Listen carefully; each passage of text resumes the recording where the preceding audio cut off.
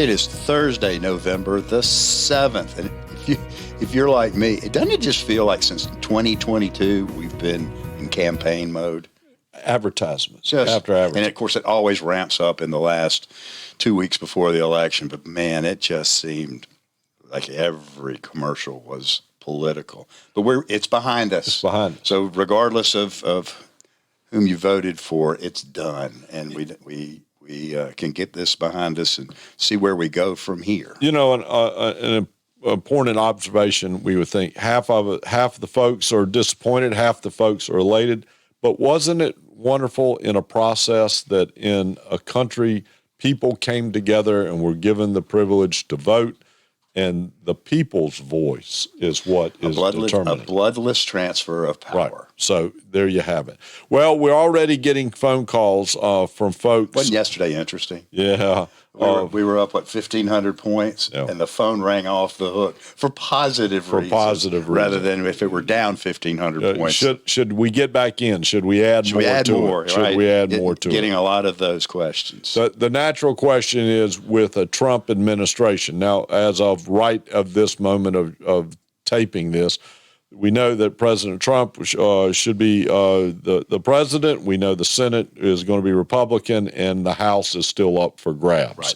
Right. From the perspective of sectors in which we will look at, sectors that have begun to have discussion are one is transportation, domestic transportation. That is companies that move freight and things from point A to point B within the United States. Yep, because we think fuel costs will continue to come down. That'll be good for those types of investments. And there are other sectors that we're really going to look at. But we do have, there's this belief that you and I have that there's going to be some pullback, whether it's before the end of the year or whether it's in the first quarter of next year.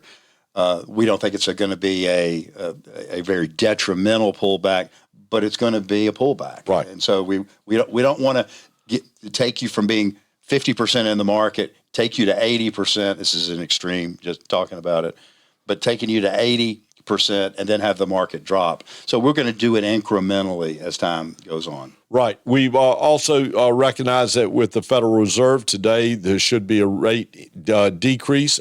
Financial markets would be, with lowering interest rates, would be an opportunity.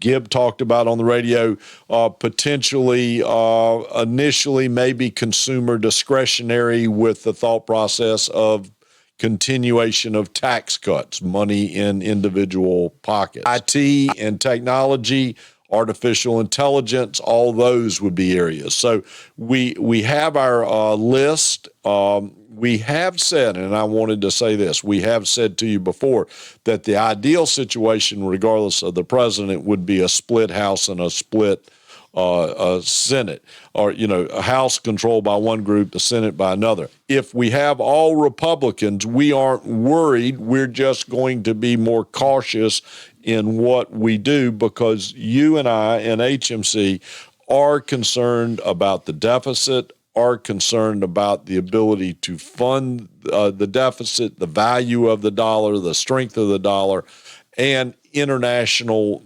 relationships. We named today 5 hot spots that potentially and they're obvious. Could be it's China, the Middle East, and Russia/Ukraine. So all of those are areas of concern. We do think we'll probably see the Trump administration tackle those issues very early on. So these give us specific things to look for, specific opportunities to work with. And as Gibb has said, we have begun to slowly move with that, but be cautious because there's a lot of things out there we got to do. But we're going to celebrate the fact that in the great, great country of ours, freedom and the power to vote occurred and saw a process. We got our airwaves back. Is a different thing. So if you have any questions, please give us a phone call or email us, and we'll be glad to get with you. And as always, it is your money. And your money matters. Have a great rest of the week. Talk to you soon. See you next week.